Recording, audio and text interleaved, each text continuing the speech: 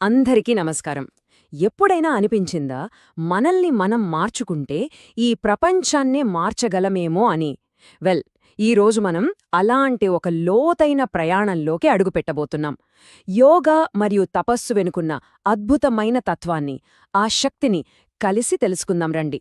మనం ఈరోజు చర్చించుకోబోయే ఈ అద్భుతమైన జ్ఞానం పండిట్ శ్రీరామ్ శర్మగారు రచించిన యోగ మరియు తపస్సు యొక్క తత్వజ్ఞానం అనే ఒక గొప్ప పుస్తకం నుండి స్వీకరించబడింది. ఆ పుస్తకంలోని అమూల్యమైన సారాంశాన్ని, దాని ఆత్మను ఇప్పుడు మనం కలిసి శోధిద్దాం. మన ఈ ఆధ్యాత్మిక ప్రయాణం మొత్తం 6 ముఖ్యమైన దశల గుండా సాగుతుంది. ముందుగా ఉపాసనతో మొదలుపెట్టి ఆ తర్వాత 2 పవిత్ర ప్రవాహాల గురించి అంటే యోగం, తపస్సు గురించి తెలుసుకుంటాం. అవి కలిసే పవిత్ర సంగమం, చివరిగా పరివర్తన మార్గం వైపు అడుగులేస్తాం. So let's start with the first step. మన ప్రయాణంలో మొదటిది, మన ఆధ్యాత్మిక భవనానికి పునాదిలాంటిది, ఉపాసన. చూడండి, నిజమైన ఆధ్యాత్మిక సాధన అంటే దేవుణ్ణి ఏదో అడగడం కాదు.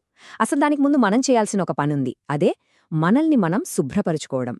ఇదే అన్నింటికన్నా కీలకమైన మొదటి అడుగు. ఇక్కడో ఒక చాలా పెద్ద అపోహ ఉంది. చాలామంది ఉపాసన అంటే పూజలు చేసి దేవుడిని వరాలడగడం అనుకుంటారు. కాని అసలు అర్థము అది కాదు. ఉపాసన అంటే మనల్ని మనం శుద్ధి చేసుకునే ఒక లోతైన ప్రక్రియ. మన మనసుని, మన ఆత్మని ప్రక్షాళన చేసుకునే ఒక అద్భుతమైన మార్గమన్నమాట. దీన్ని అర్థం చేసుకోవడానికి ఒక సింపుల్ ఉదాహరణ చూద్దాం. ఒక మురికి బట్టకి మనం కొత్త రంగు వెయ్యగలమా? వెయ్యలేం కదా. ముందు దాన్ని శుభ్రంగా ఉతకాలి. అప్పుడే అది కొత్త రంగును చక్కగా స్వీకరిస్తుంది. మనసు కూడా అంతే. ఉన్నతమైన ఆదర్శాలు, మంచి గుణాలు మనలోకి రావాలంటే ముందు మనసులోని చెడు ఆలోచనలు, మలినాలు పోవాలి. స్వీయ శుద్ధి అందుకే అంత ముఖ్యం. సరే, మన అంతరంగాన్ని శుద్ధి చేసుకున్నాం. మరిప్పుడేంటి? ఇప్పుడు ఆ స్వచ్ఛమైన పునాది మీద నుండి 2 పవిత్రమైన ప్రవాహాలు, 2 గొప్ప ఆధ్యాత్మిక మార్గాలు పుట్టుకొస్తాయి. వీటిని మన అంతర్గత ప్రపంచంలోని గంగా, యమున నదుల్లా ఊహించుకోవచ్చు. మొదటిది యోగం, ఇది మనస్సు యొక్క మార్గం. రెండవది తపస్సు, ఇది శరీరం యొక్క మార్గం. ఈ 2 వేర్వేరు దారులే అయినా ఒకదానికొకటి ఎంతో అవసరమైనవి. ఆ 2 ప్రవాహాలలో మొదటిదైన యోగం గురించి ఇప్పుడు కాస్త లోతుగా చూద్దాం. యోగం అనగానే మనకు ఆసనాలు, ప్రాణాయామం గుర్తొస్తాయి. కాని అది అంతకు మించింది. అది మన మనస్సును ఉన్నతమైన ఆదర్శాలతో, దైవత్వంతో ఏకం చేసే ఒక శక్తివంతమైన ప్రక్రియ. యోగం అనే పదానికసలర్థం కలయిక. దేని కలయిక? మన వ్యక్తిగత ఆత్మని ఆ విశ్వశక్తితో, పరమాత్మతో ఏకం చేయడం.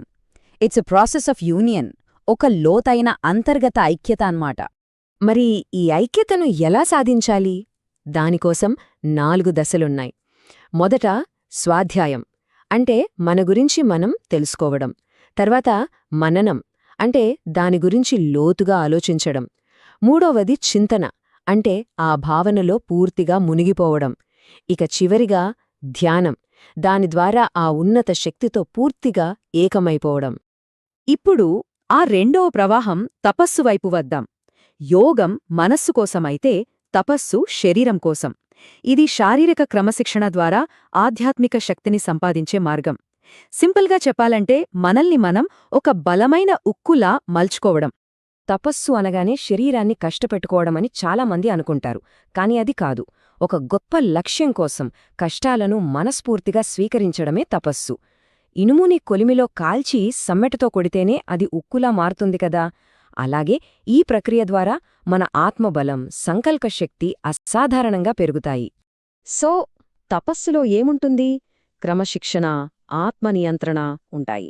మనలోని చిన్న చిన్న బలహీనతలను జయించడముంటుంది. ఒక మంచి ఆదర్శం కోసం నడిచే దారిలో వచ్చే అడ్డంకుల్ని ధైర్యంగా ఎదుర్కోవడముంటుంది. ఫైనల్గా ఇది మనలో ఎప్పటికీ చెక్కుచెదరని అంతర్గత బలాన్ని నిర్మిస్తుంది. ఇప్పటిదాకా మనము 2 నదుల గురించి తెలుసుకున్నాం, యోగం మరియు తపస్సు. మరి 2 కలిస్తే ఏమవుతుంది? గంగా యమునలు కలిసే ప్రయాగలాగా మనస్సు, శరీరం కలిసే ఈ పవిత్ర సంగమమే మన ప్రయాణంలో అత్యంత శక్తివంతమైన ఘట్టం. ఇక్కడొక ప్రశ్న మనలో మెదులుతోంది కదా. యోగం అనే మనశ్శక్తి, తపస్సు అనే శరీరశక్తి, ఈ రెండూ కలిస్తే ఏం జరుగుతుంది? What happens? ఆ రెండింటి కలయిక ఒక మూడవ, కంటికి కనిపించని నదిని సృష్టిస్తుంది. అదే ఆధ్యాత్మిక సిద్ధి. సరిగ్గా రెండు కరెంట్ వైర్లు కలిసినప్పుడు స్పార్క్ ఎలా వస్తుందో, అలాగే శిక్షణ పొందిన మనస్సు, క్రమశిక్షణ కలిగిన శరీరం కలిసినప్పుడు ఒక అపారమైన ఆధ్యాత్మిక శక్తి పుడుతుంది. ఓకే, ఇంత గొప్ప శక్తిని సాధించాం. కానీ దీన్ని ఏం చేయాలి? ఈ అంతర్గత ప్రయాణం యొక్క ఫైనల్ డెస్టినేషన్ ఏంటి? ఇక్కడే మనం మన లోపలి నుండి బయటి ప్రపంచం వైపు, అంటే మన నుండి సమాజం వైపు దృష్టి పెట్టాలి. ఎందుకంటే ఈ సాధన కేవలం మనకోసం కాదు, మొత్తం సమాజం కోసమే. అయితే ఇక్కడ ఒక చాలా ముఖ్యమైన హెచ్చరిక ఉంది. ఆత్మశుద్ధి అనే పునాది లేకుండా వచ్చిన శక్తి చాలా ప్రమాదకరమైనది. అది రావణుడు లేగా భస్మాసురుడి శక్తిలాగా విధ్వంసానికే దారితీస్తుంది. కాని అదే శక్తి ఒక స్వచ్ఛమైన మనస్సుకి తోడైతే అది వ్యక్తిగత ఎదుగుదలకే కాకుండా సమాజ శ్రేయస్సుకి కూడా ఒక గొప్ప సాధనంగా మారుతుంది. చివరిగా అసలు సూత్రం చాలా సింపుల్. ఈ సమాజం అంటే ఏంటి? మనందరి సమూహమే గదా. వ్యక్తులు మారకుండా సమాజం ఎలా మారుతుంది? పరిస్థితులు మారాలంటే ముందు మన పాత్ర, మన స్వభావం మారాలి. ఒక మంచి ప్రపంచాన్ని సృష్టించాలంటే దానికి ఏకైక మార్గం వ్యక్తిగత పరివర్తనే. మన ఈ అద్భుతమైన ప్రయాణాన్ని ఒక స్ఫూర్తిదాయకమైన సందేశంతో ముగిద్దాం. అన్ని ప్రయాణాల్లోకి గొప్ప ప్రయాణం మన లోపల జరిగేదే. ప్రపంచాన్ని మార్చాలనుకుంటే ఆ మార్పుని మనతోనే మొదలుపెట్టాలి. మనల్ని మనం శుద్ధి చేసుకోవాలి. నిజమైన మార్పు మొదలవ్వాల్సింది మన నుండే. నమస్కారం.